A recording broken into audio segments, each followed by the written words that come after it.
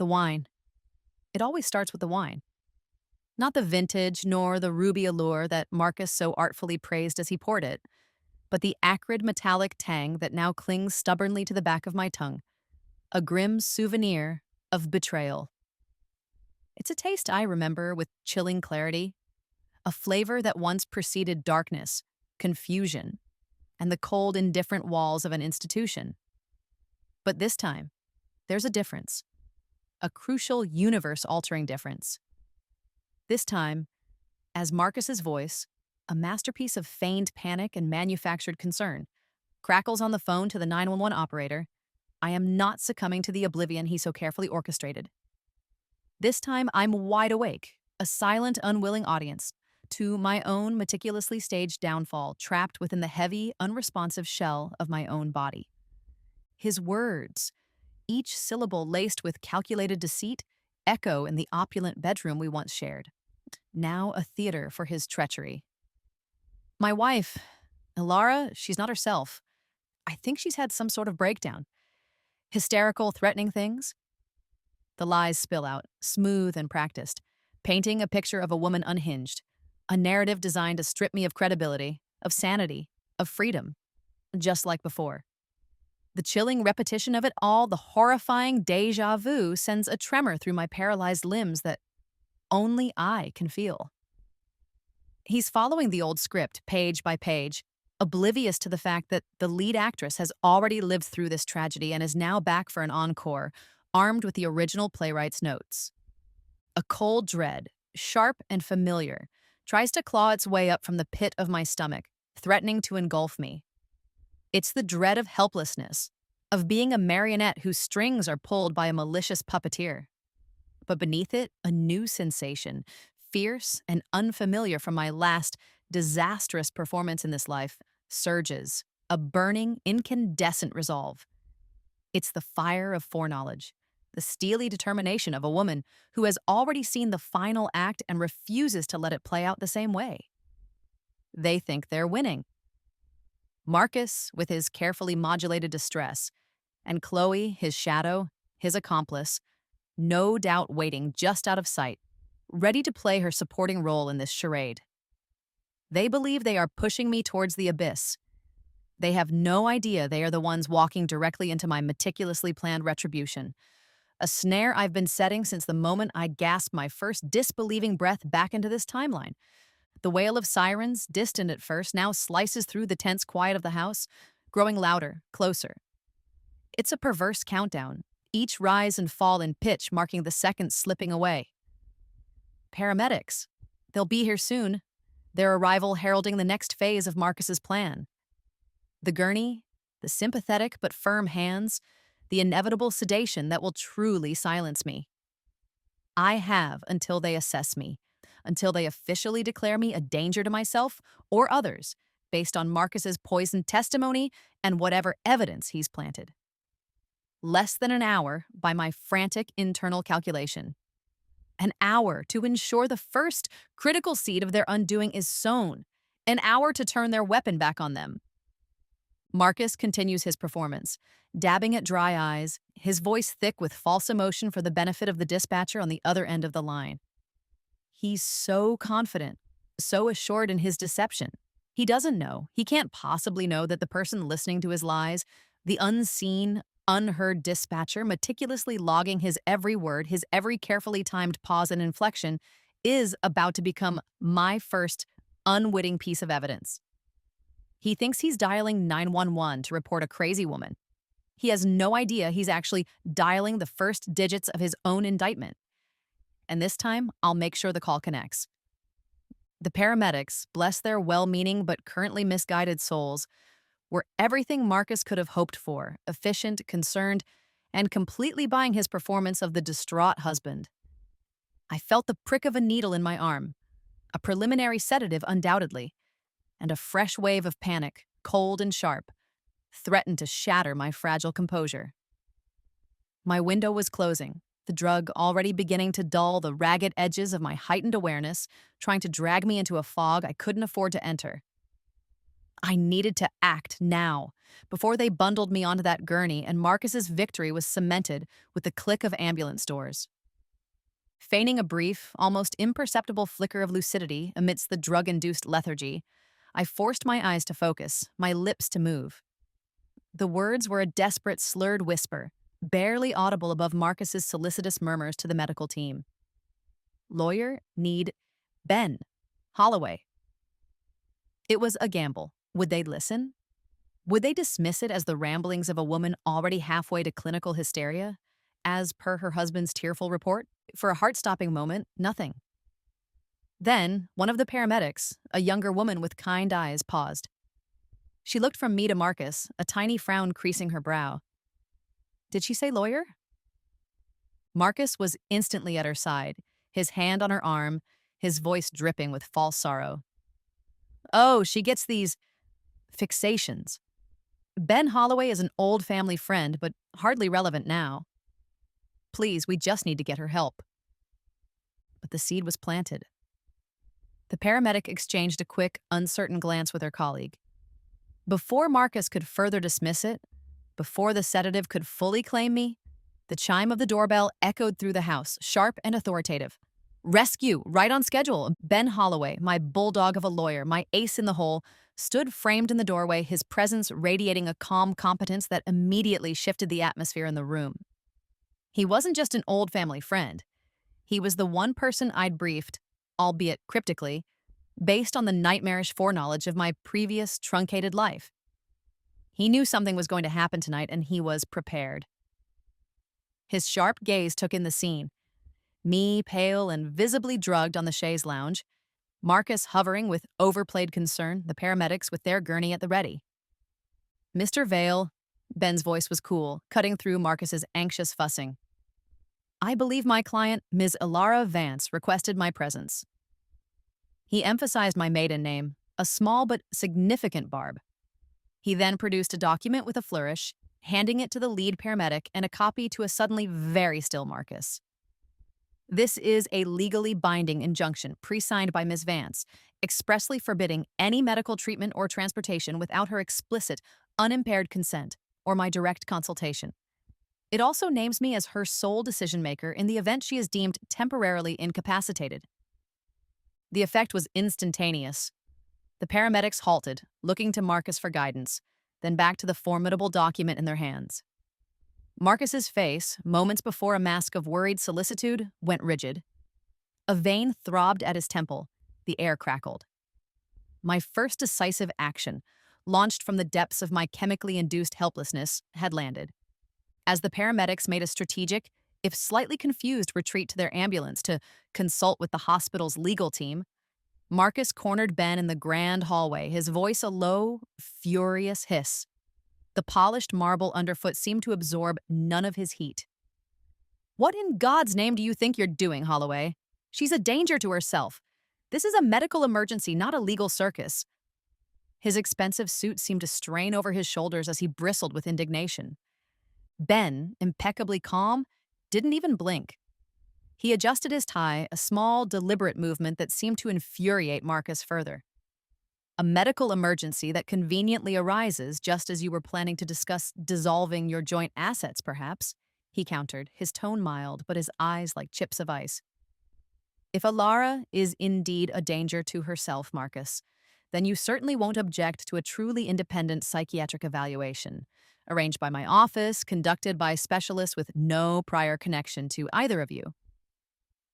And while we're at it, Ben's voice dropped, becoming even more precise. Full disclosure of all recent financial activities, say, over the last 6 months, both personal and corporate. Standard procedure in cases where a person's mental state might be exploited. The implication hung heavy in the air between them, as tangible as the scent of lilies Chloe always favored. A scent I now noticed clinging faintly to Marcus's lapel. Marcus stared, momentarily speechless, his carefully constructed narrative facing its first serious challenger. He knew Ben wasn't just fishing, he was aiming directly at the rotten core of his scheme. Later, after Marcus had grudgingly agreed to Ben's terms for the independent evaluation, what choice did he have, with the injunction now a very real obstacle? Ben managed a few precious moments alone with me. I was propped up in my own guest room, the effects of the initial sedative slowly receding, leaving behind a bone-deep weariness but a fierce, burning clarity. He didn't waste time. His expression was grave as he discreetly showed me his phone. On the screen was a photograph. It was of me, or rather a horrifyingly convincing deepfake of me, in a staged, compromising situation. Disheveled, a bottle of pills artfully spilled beside a slumped figure, eyes wild and unfocused. The timestamp on the image, Ben explained, showed Marcus had received it via an untraceable messaging app mere moments before he dialed 911. My breath hitched. This wasn't just about making me seem unstable enough to control my finances or seize my company shares. This was a frame-up, meticulously planned, designed to utterly destroy me, perhaps even to implicate me in something far more sinister they had covered up. The faked photo was the evidence Marcus intended for the police to discover later, cementing his story of my violent, drug-fueled breakdown. My blood ran cold. The stakes were even higher than I'd remembered from the fragmented nightmares of my past life. They weren't just trying to silence me. They were trying to erase me and replace me with a monster of their own making. Despite Ben's intervention, the system, once set in motion, had its own momentum.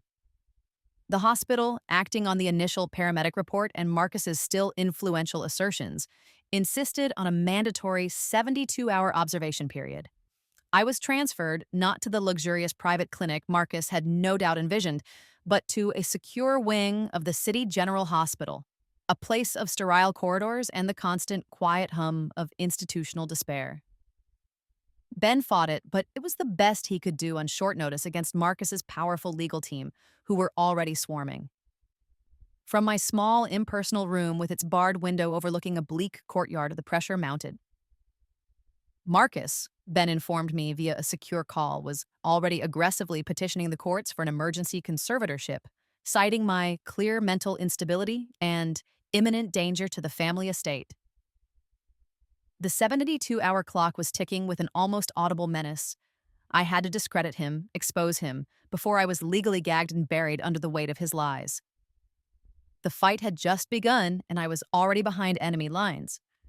While the sterile white walls of my hospital room pressed in, a different scene was unfolding across town. Marcus Vale, freshly showered and changed out of the suit he'd worn for his performance of the concerned husband, settled into the plush, cream-colored leather passenger seat of Chloe Thorne's sleek Tesla. The car glided silently through the glittering veins of the city, a stark, almost insulting contrast to the cold dread and chemical-induced paralysis that had gripped me only a few hours prior. Rain had begun to fall, smearing the vibrant neon lights across the windshield into abstract streaks of color, a kaleidoscope mirroring the shattered pieces of the life Marcus was so intent on destroying. The interior of the car was warm, cocoon-like, the subtle scent of Chloe's expensive perfume, something sharp and floral, so unlike the antiseptic aroma that now filled my own nostrils, a comforting familiarity to him.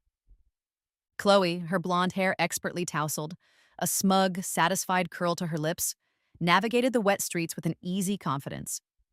She reached over and gave Marcus's knee a reassuring squeeze, her touch lingering perhaps a fraction too long. See, I told you it would go smoothly. A few more days, that psychiatric evaluation will confirm what you've sadly suspected for months, and then control, complete control. She flashed him a triumphant smile, then deftly swiped her thumb across the large touchscreen display in the center console, pulling up a news article.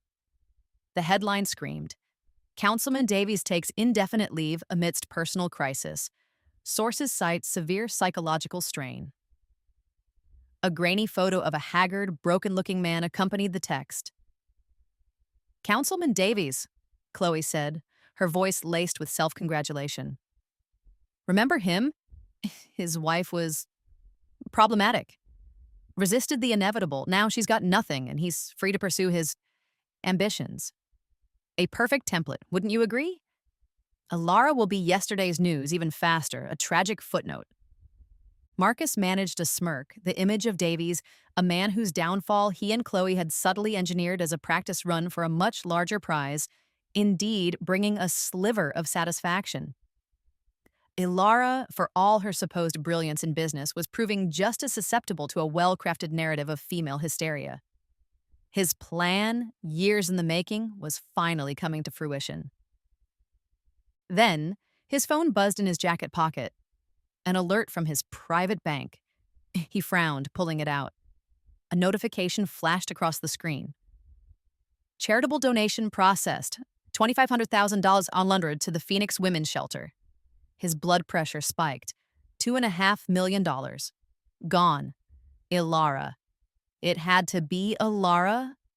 He remembered her mentioning some large anonymous pledge she wanted to make from their joint charity fund, something he dismissed as one of her fleeting philanthropic whims. He'd assumed his actions tonight would freeze everything long before such a sum could move.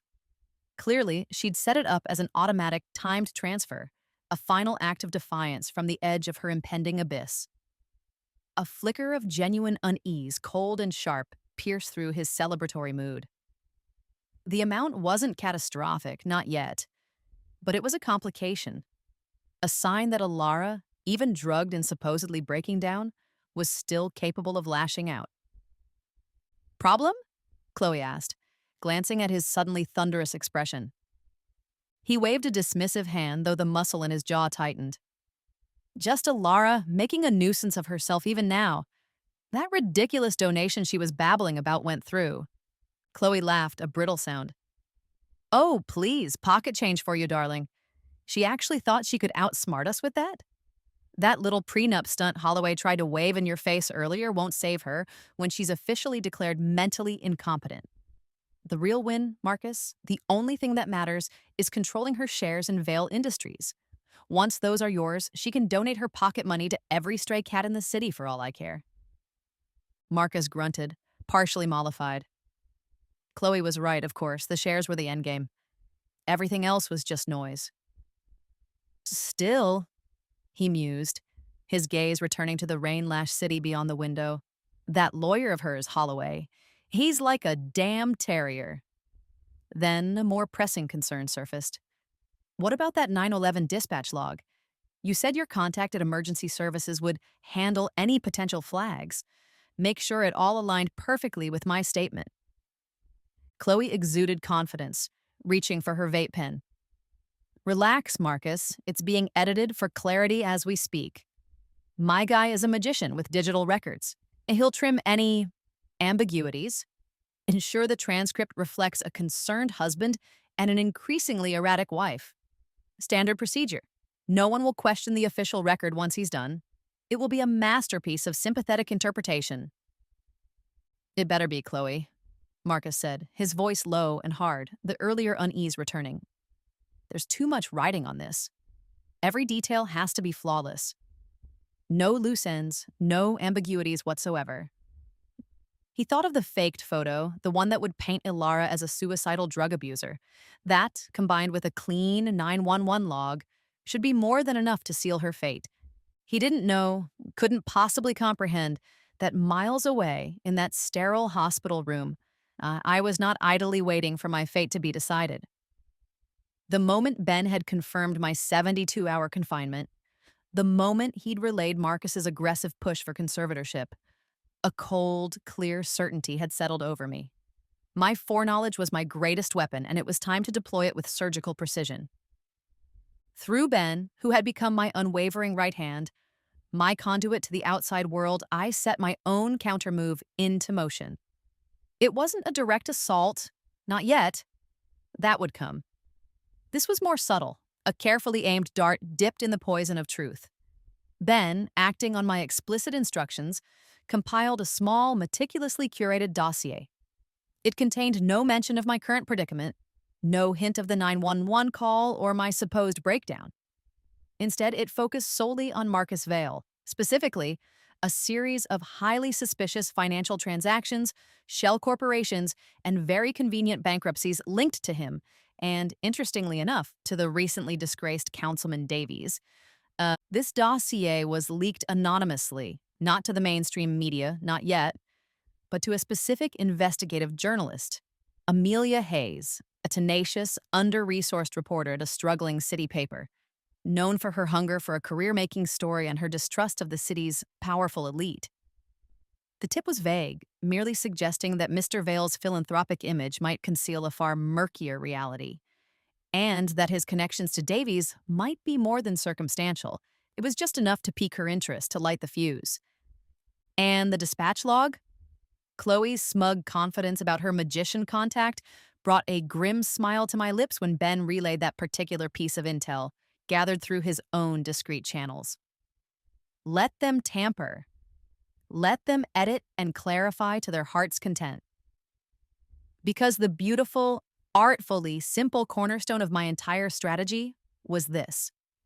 Hours before Marcus had even picked up the phone to dial 911, based on the chillingly precise memories of my previous life's final horrifying day, Ben had already secured a pristine, time-stamped, digitally watermarked copy of the entire unadulterated 911 call and the complete raw dispatch logs from that specific emergency services hub. He'd used a secure back-channel contact, a tech specialist indebted to him from a previous case, someone utterly untraceable and loyal.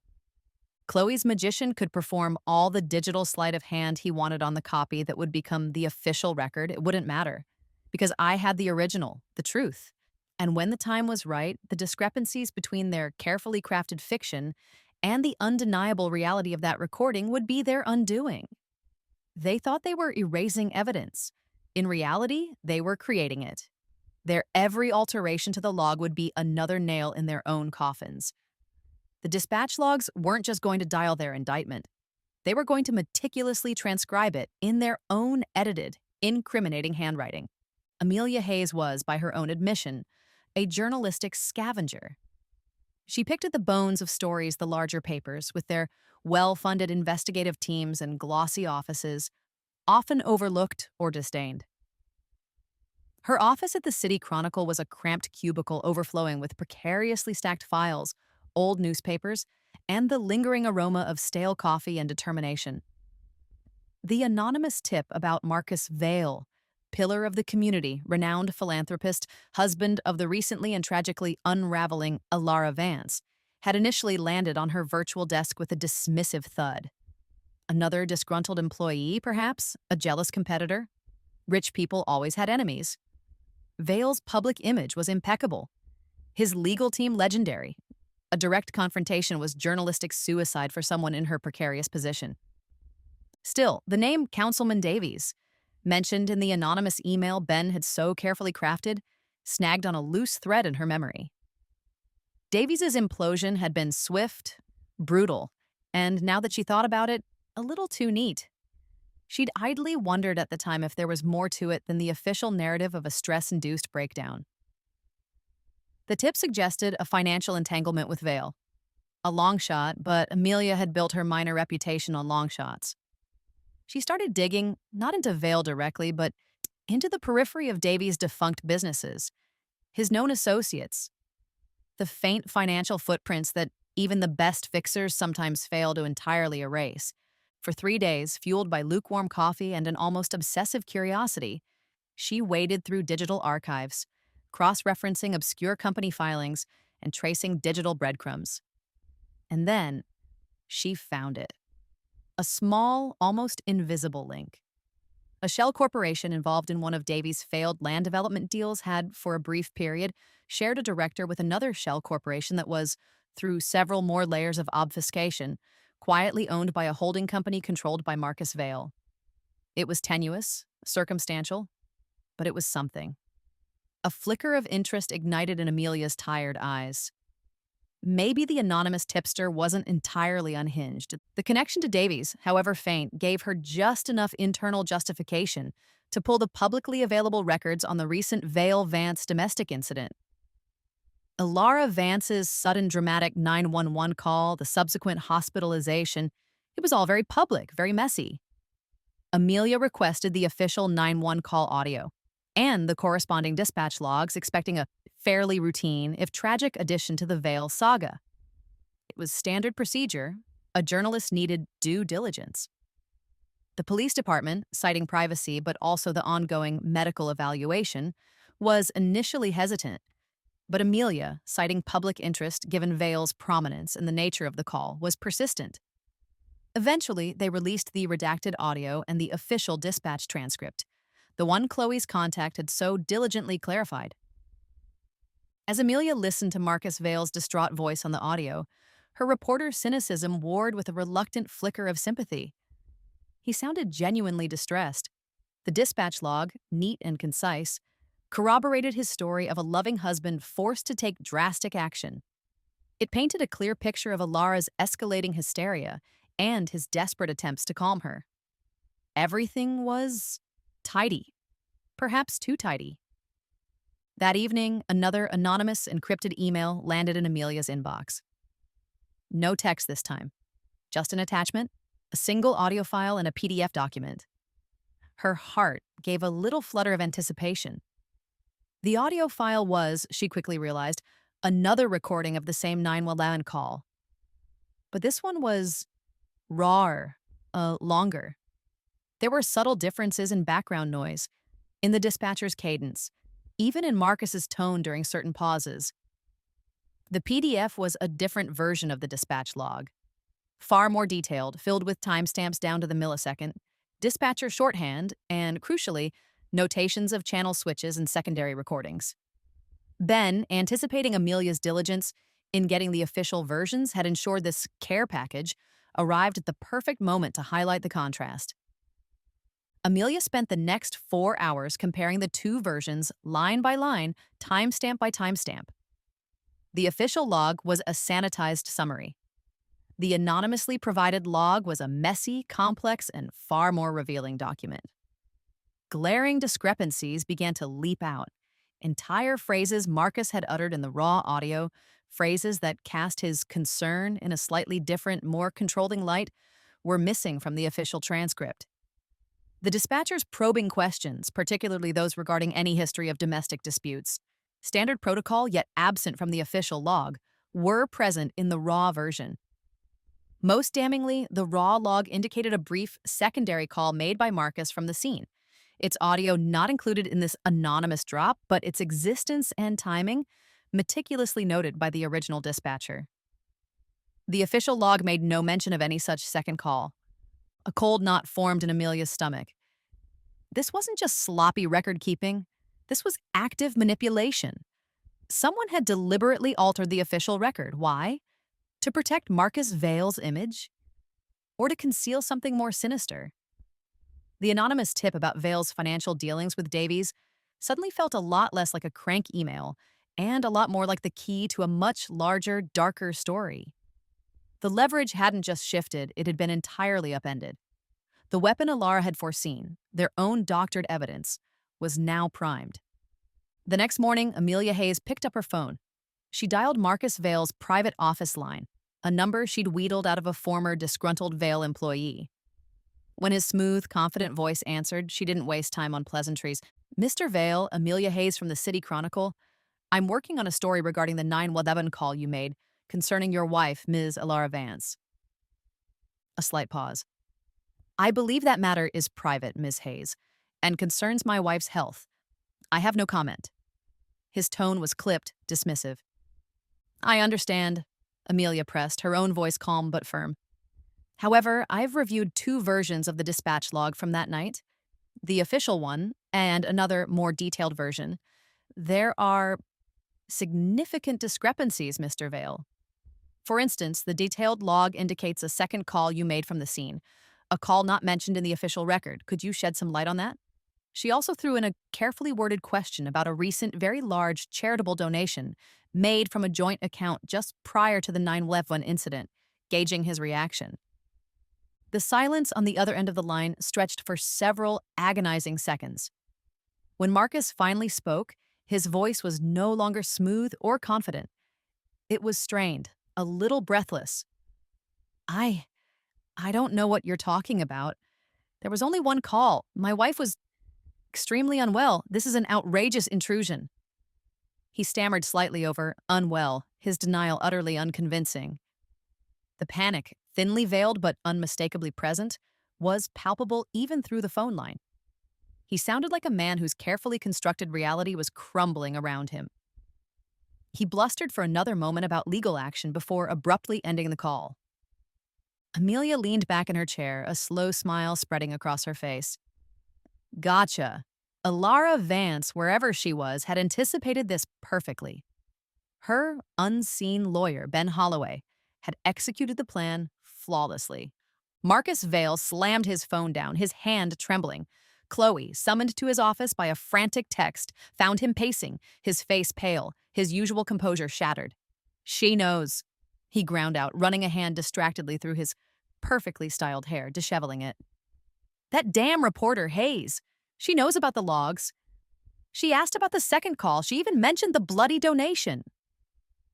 Chloe's smugness from the previous days had vanished, replaced by a wide-eyed alarm. How? How could she possibly know? My contact swore the official log was airtight.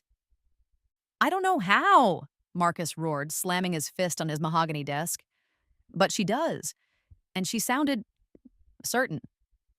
The media, their once compliant tool for shaping narratives, was now sniffing around their meticulously crafted story, not with an eye to Alara's supposed instability, but with the glint of suspicion aimed squarely at them. They were no longer the concerned husband and supportive friend. They were suddenly persons of interest in a potential conspiracy, one that might involve not just perjury and obstruction of justice related to the 9/11 call, but also those murky financial dealings connected to Davies. Their foolproof plan was unraveling with terrifying speed, their controlled narrative shattered into a million incriminating pieces. The air in the opulent office suddenly felt cold, restrictive.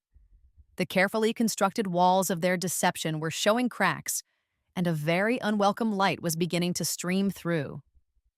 They had set out to destroy Alara Vance. Now it seemed they were the ones caught in the glare. They would spend the next few days in a frantic state of damage control, consulting with their expensive lawyers, trying to plug the leaks, to discredit Amelia Hayes, to reinforce their original story. But the seeds of doubt had been sown in fertile ground. The carefully orchestrated media silence around Alara's breakdown was about to be broken by a different kind of story altogether.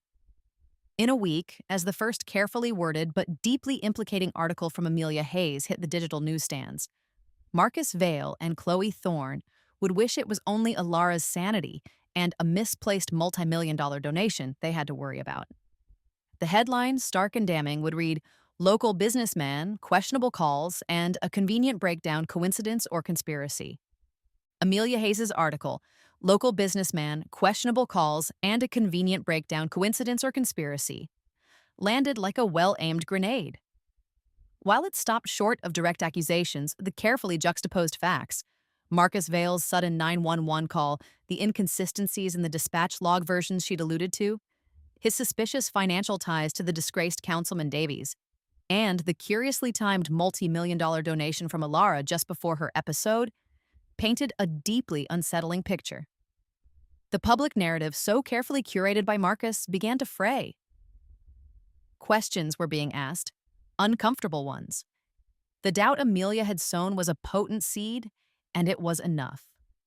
Enough for the hospital's board, already wary of the Vale family's aggressive legal team and now faced with burgeoning public scrutiny, to agree to my temporary release into Ben's care, pending a truly independent and far more thorough psychiatric evaluation. Marcus's petition for emergency conservatorship was, for the moment, stalled in a mire of procedural delays and newly raised red flags.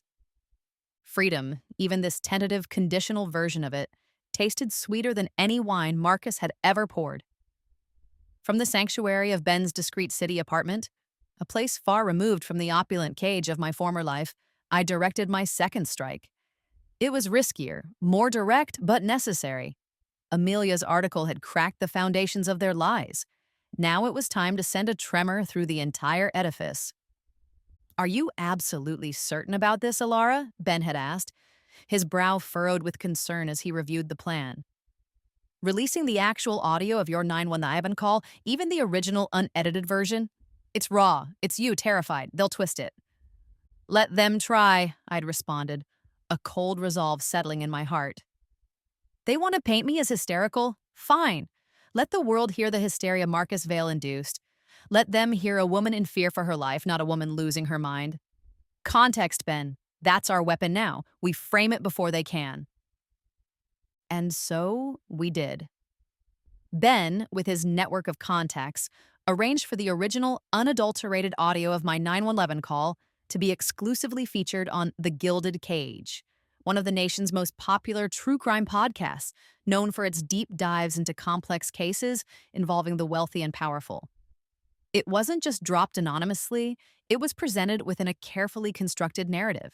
The podcast host, a respected journalist in her own right, framed the audio with excerpts from Amelia Hayes's article, highlighted the known discrepancies with the official police log, and featured an interview with a discreetly coached by Ben, former associate of Marcus's who spoke off the record about his volatile temper and controlling nature.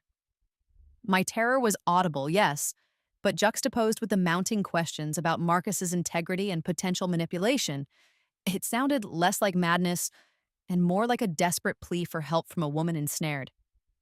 We let them air my false 911 call, false in its portrayal by Marcus, that is, but this time the story was mine. The fallout was immediate.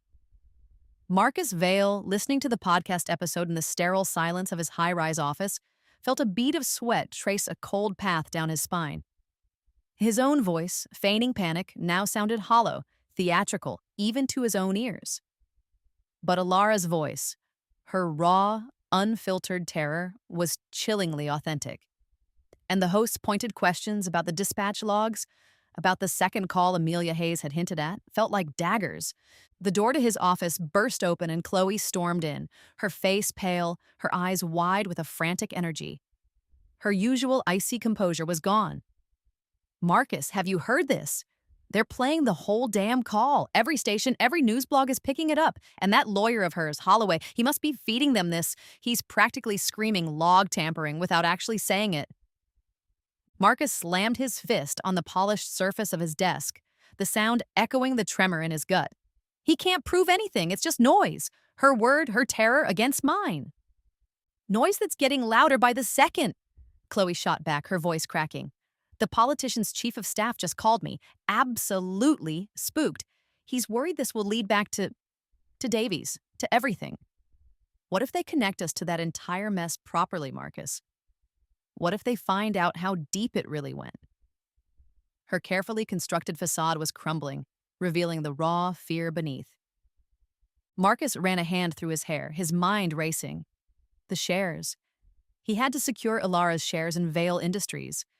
It was the only way to regain control, to weather this storm. "They won't," he said, trying to project a confidence he no longer felt. "We just need to accelerate our plan for Alara's shares. Push the emergency board meeting through. Once I have full control of the company, this noise will die down. We'll have the resources to make it die down." But Alara, or rather Ben, acting as her unwavering sword and shield, was already several steps ahead. As the podcast sent shockwaves through the city's elite and the DA's office began to field an increasing number of calls demanding action, Ben delivered his next payload. He presented a comprehensive file to the lead investigators at the district attorney's office and, ensuring maximum impact, simultaneously leaked crucial components to Amelia Hayes, who was already working on her explosive follow-up. Ben provided irrefutable evidence identifying Chloe Thorne's contact at emergency services, the one tasked with handling the dispatch log. The man, a mid-level IT technician named Martin Webb, was not just some anonymous digital magician. He was a known data manipulator with a history of under-the-table work for less than scrupulous clients. More damningly, Ben's investigation had uncovered a clear financial trail linking Webb directly to a series of shell corporations controlled by Marcus Vale, payments made just days after the 911 call. Webb hadn't just been doing Chloe a favor, he'd been a hired gun, paid by Marcus to tamper with official police records. But the most devastating part of the reveal concerned the reason for the meticulous editing of the dispatch log.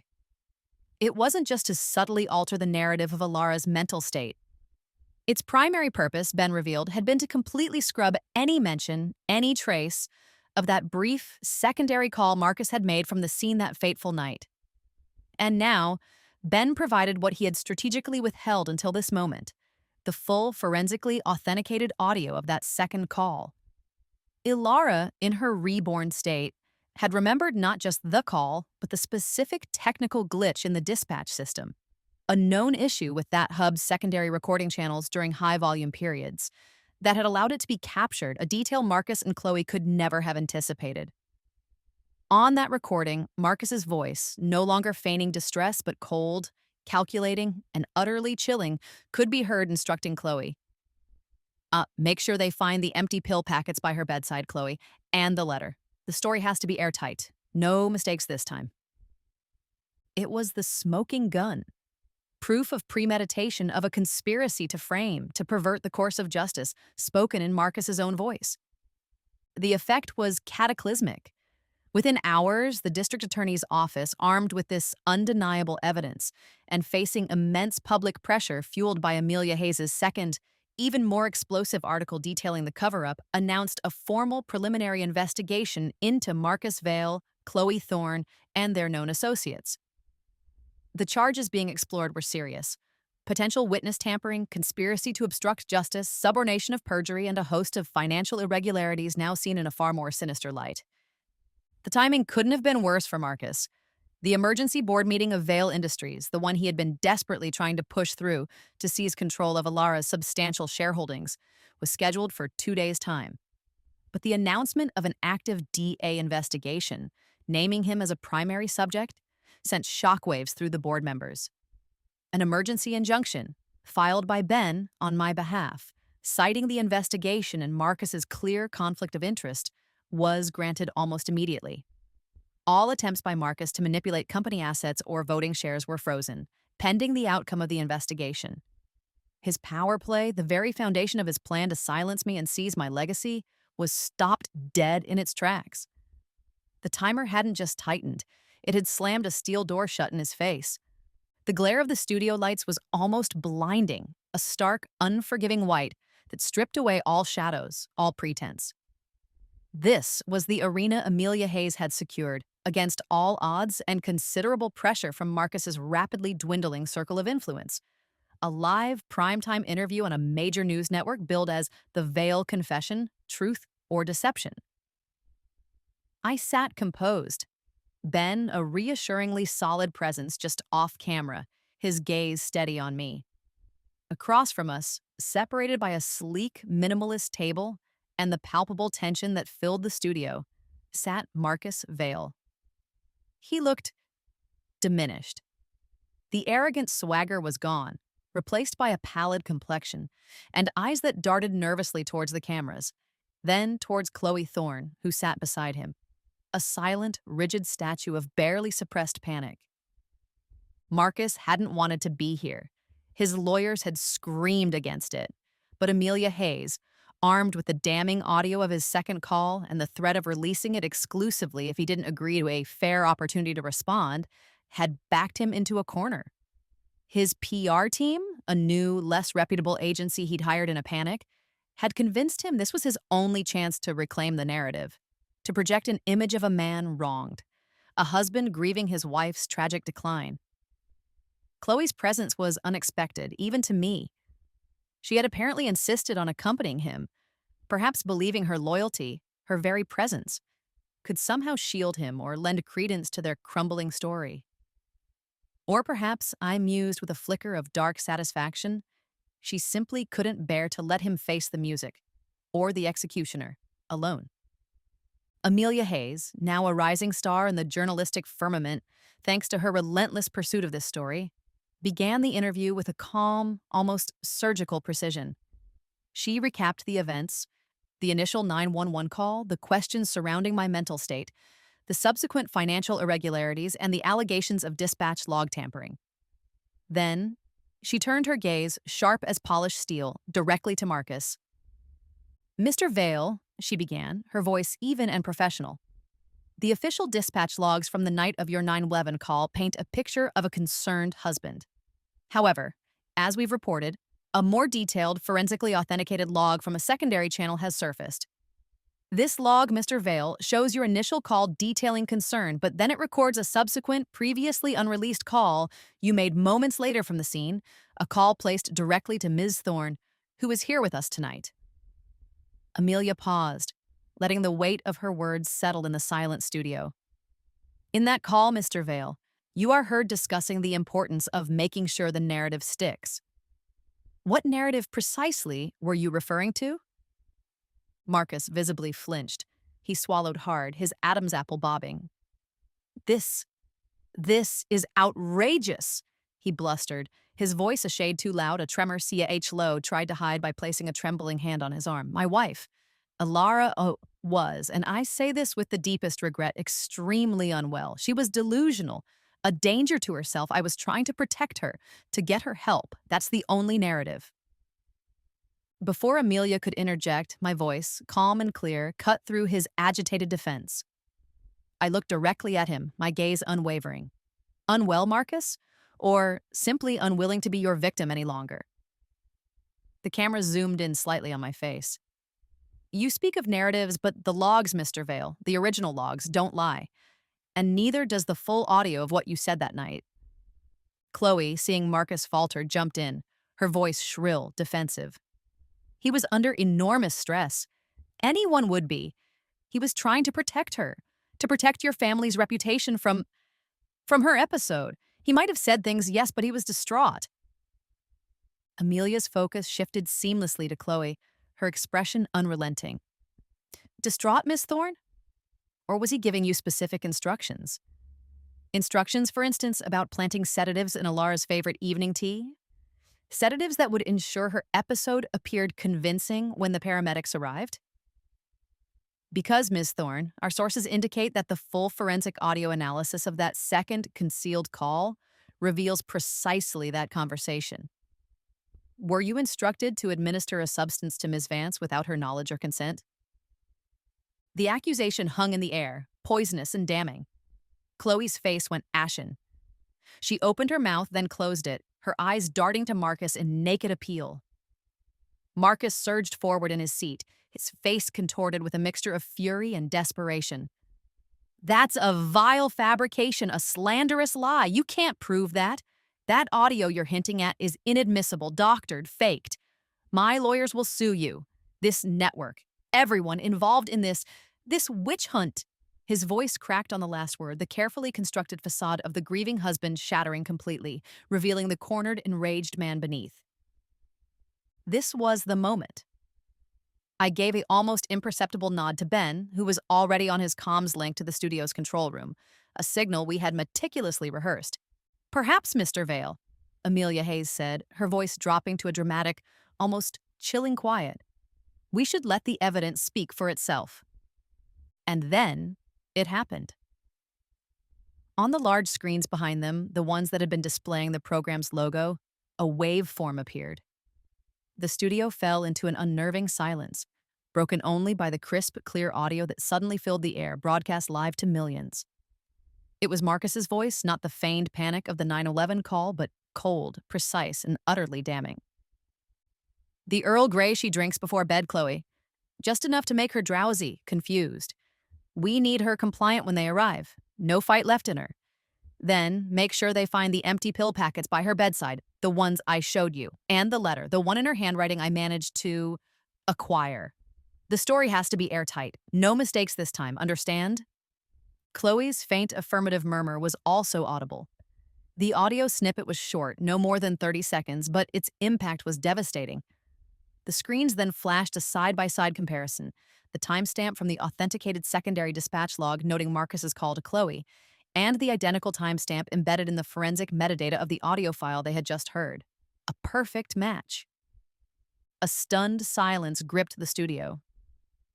Marcus stared at the screen, his face slack with disbelief, the color draining from it until he was a ghastly shade of gray. Chloe seemed to shrink into her chair, her eyes wide with a horror that was almost pitiable. A flustered studio aide, cued by the producer, walked stiffly onto the set and handed Marcus a bound document. He took it with a trembling hand, his eyes fixated on the cover. Forensic audio analysis and authentication report, Vale Thorne call recording, case file, hashtag DA749. Tangible proof delivered live of his utter ruin. The central question that had dominated headlines for weeks, Ilara's sanity versus Marcus's deceit, was brutally, irrevocably resolved. There was no ambiguity left, no room for denial. Marcus Vale and Chloe Thorne stood exposed, their calculated cruelty, their conspiracy to defraud and destroy, laid bare for the world to see. Their shock, their horror, their guilt. It was all being broadcast live, a real-time implosion of two carefully constructed lives built on lies. As Amelia Hayes began to expertly summarize the damning evidence, her voice a calm counterpoint to the chaos erupting in the online sphere, and no doubt in Marcus's and Chloe's rapidly imploding worlds, I saw movement at the edge of the studio, near the main exit. Two plainclothes police officers, accompanied by a woman in a sharp suit whom I recognized as a lead prosecutor from the district attorney's office, had entered quietly. They weren't rushing, they were simply waiting, observing. The camera briefly caught their presence before cutting back to Amelia. The next arc seed was planted, silently but unmistakably. This televised confrontation was not the end, but a dramatic turning point. Their public indictment was complete. Their legal downfall was now only a matter of time. My fight for true justice, for the rebuilding of my life and the dismantling of Marcus's corrupt empire, was far from over. It was, in many ways, just beginning. But tonight, under the unforgiving glare of those studio lights, I had taken back my voice, my truth, and I had watched as their carefully constructed world burned to the ground, live on primetime. The studio descended into a controlled chaos the moment Amelia Hayes, with a final, pointed look at Marcus and Chloe, thanked her viewers, and the live feed cut to the network's shell-shocked main anchors. Their stunned faces, attempting to process the raw, televised demolition they had just witnessed, were almost comical. Studio managers rushed onto the set. Security personnel subtly but firmly began to close ranks around Marcus and Chloe, and the air buzzed with urgent, hushed conversations. Ben was instantly by my side, his hand briefly, reassuringly on my arm, his expression a mixture of triumph and professional concern. But my attention was elsewhere. Across the now cluttered stage, amidst the flurry of activity, Marcus Vale finally looked up. His face, once a mask of arrogant disdain, then horrified disbelief, was now eerily blank, stripped bare of all artifice. His eyes, hollow and haunted, found mine. They held a universe of ruin, of dawning comprehension of the abyss into which he had just irrevocably plunged himself and his accomplice. There was no defiance left, no anger, only the vacant stare of a man whose world had been methodically dismantled before his very eyes, before the eyes of millions. As he was gently but inexorably guided off the set by his remaining lawyer and a visibly stressed studio security guard towards the waiting police officers I had seen earlier, our gazes locked one last time. A small, chillingly calm smile touched my lips. His indictment wasn't just dialed, it was delivered, specials tonight, and broadcast to the world with no chance of appeal. The months that followed were a whirlwind of legal proceedings, depositions, and the slow, methodical untangling of Marcus's vast, corrupt network.